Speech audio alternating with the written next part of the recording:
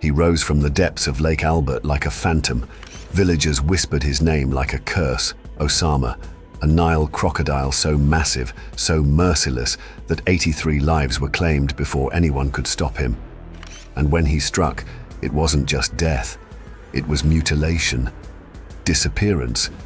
Entire families were shattered in seconds. This is the nightmare of Uganda's deadliest man-eater. In the lakeside village of Uganda, fear was not abstract. It had a face. A 16-foot, 75-year-old Nile crocodile weighing more than a ton lurking beneath the ripples. His name was Osama. He wasn't a myth. He wasn't a rumor. Even on land, the air seemed charged, as if unseen eyes were tracking every step of the villagers. He didn't just lurk. He watched, learning every pattern, waiting for the perfect moment. He was all too real. And the terror he spread lasted for over 14 years. Children were told never to wander too close to the water. Fishermen prayed before casting their nets, because it always did. Sometimes at night, a low growl echoed through the village, and no one dared investigate. Osama's reign began in the late 1990s.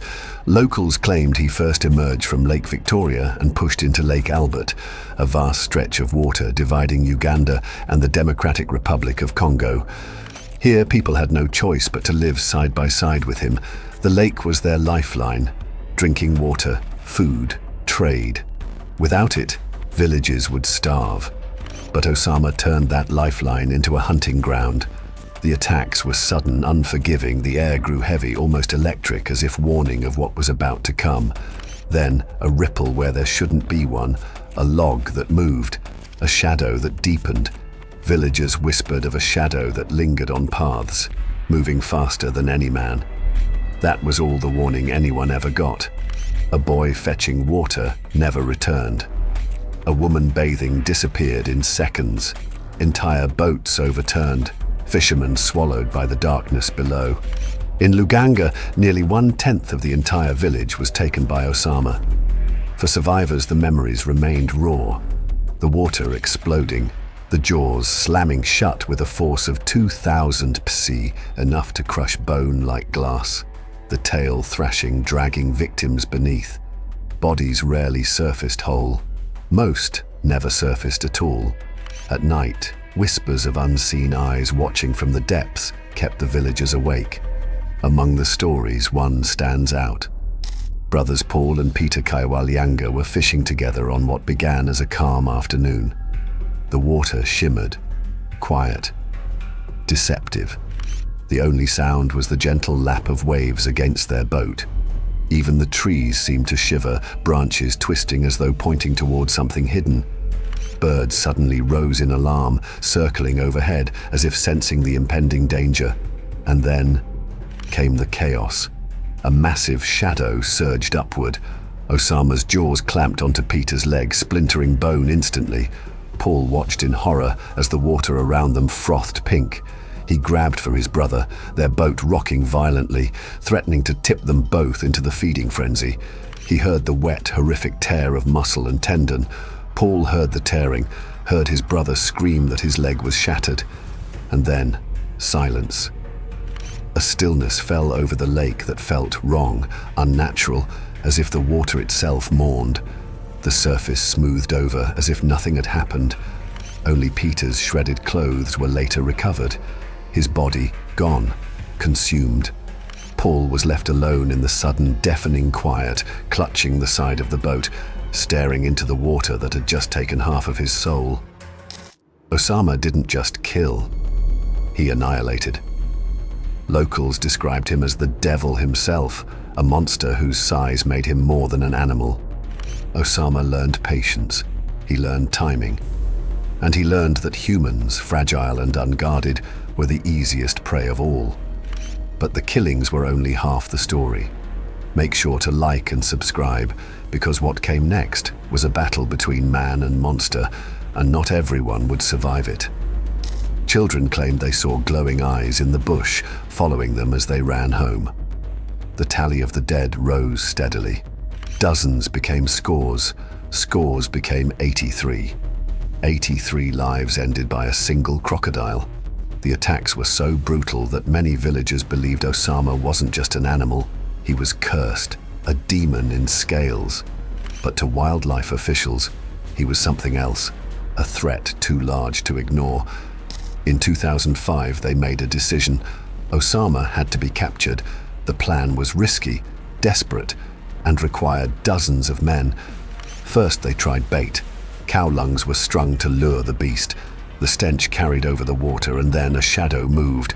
Osama surfaced. The men braced as he surged forward, but this time his hunger betrayed him. He lunged for the bait, and a copper snare snapped shut, trapping his teeth in a violent clatter of steel. The lake erupted in chaos as 50 men fought to restrain him. Ropes tightened, nets tangled. The beast rolled, twisted, and roared with prehistoric fury. But at last, the unimaginable happened. They had him. For the first time in living memory, Osama was dragged from the lake. Villagers lined the banks, some cheering, some too stunned to speak. The monster who had haunted their nights now lay bound, hissing, his eyes burning with hatred. Wildlife officials wasted no time. They transferred him into a breeding program at Uganda Crocs, where thick steel enclosures separated him from the people he once hunted.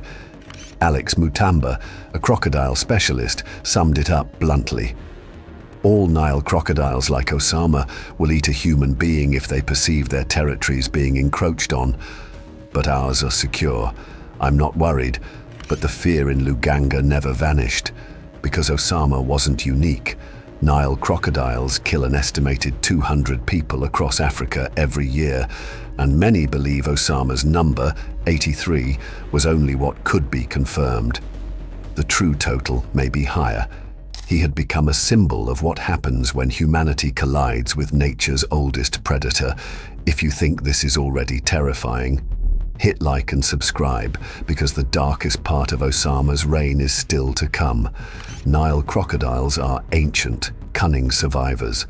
Unlike other predators, they don't simply attack at random. They watch, they learn, they remember. Locals in Uganda swore Osama stalked certain families, returning to the same areas again and again. Some said he even targeted children first, knowing parents would follow into the water. And science supports part of the legend. Crocodiles are intelligent hunters. They can recognize patterns. They remember people. Some can even coordinate in small groups, driving prey into ambushes. For Osama, humans weren't just food, they were opportunities. Predictable, repeated, easy. Even in captivity, those who cared for Osama never underestimated him. His scars told the story. Gunshots that failed to pierce his armor, harpoons that glanced off his hide. He had survived decades of violence, storms, starvation, and hunters. It wasn't luck. It was something colder, adaptability. Osama didn't just kill to survive. He killed because he could. And though he was finally removed from Lake Albert, the legend remains. For the people of Uganda, memories linger in the water. Every ripple is suspect. Every shadow carries the possibility of death. Some nights, the air smelled of decay, though no body was in sight, because Osama was proof of a truth too many ignore. We are not safe in their world, and the monsters that wait beneath the surface don't need myths. They only need patience, and sometimes just the faintest ripple is enough to remind them of that. But yet the question remains, was Osama truly just an animal following instinct, or was he something more? A predator that chose to kill far beyond necessity? Let us know your thoughts in the comments below, and we'll see you in the next one.